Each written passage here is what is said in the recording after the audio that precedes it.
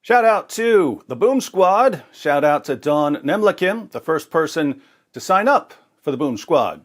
Shout out to Ham Sunshine, the first person I saw with a Moomin Rider badge beside his name. I've seen a lot of Moomin Rider badges since then, but Ham Sunshine was first. Shout out to Hug Lover and Yes We Cantaloupe for reaching legendary status. I'm going live with Inspiring Philosophy tomorrow night at 8 o'clock p.m. Eastern Time to discuss the moral argument for God's existence.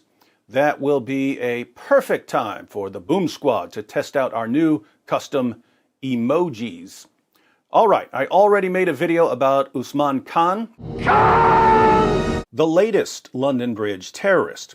There have been several London Bridge terrorists, and given the way things are heading in Great Britain, we probably haven't seen the last of them. I wanted to make this follow-up video because I just read about yet another reason Usman Khan was not stopped. In my earlier video, I discussed one of the reasons Khan was able to carry out this attack. Even after he was arrested, found guilty, sentenced, and imprisoned for terrorism-related offenses, the British government released him back into society without ever bothering to challenge his belief in Muhammad.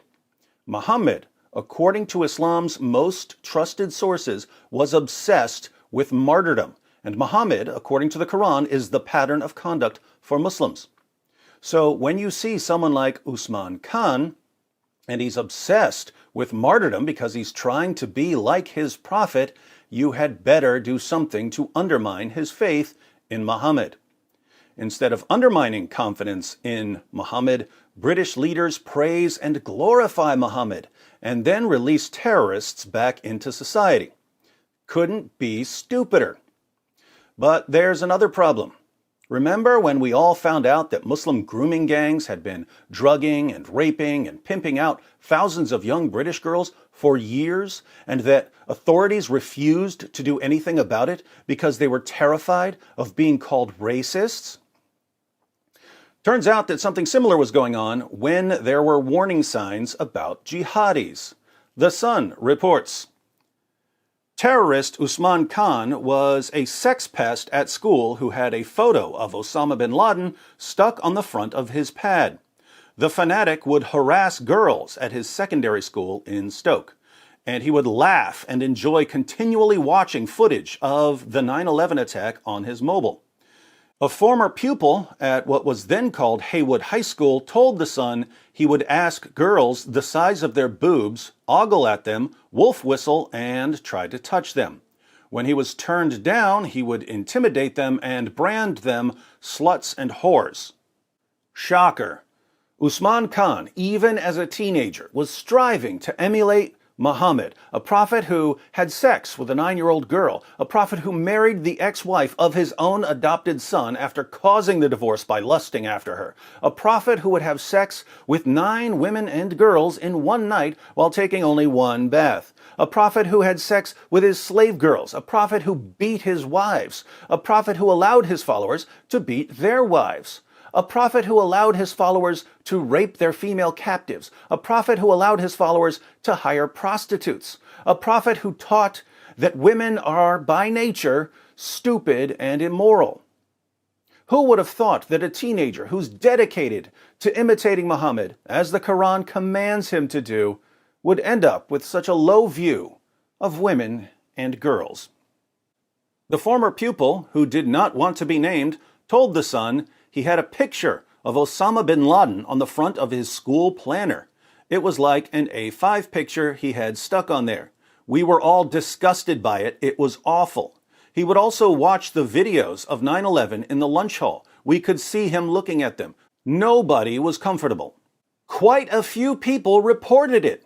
When they did, they were brought into an office at the school, and the whole racism thing was laid down to them.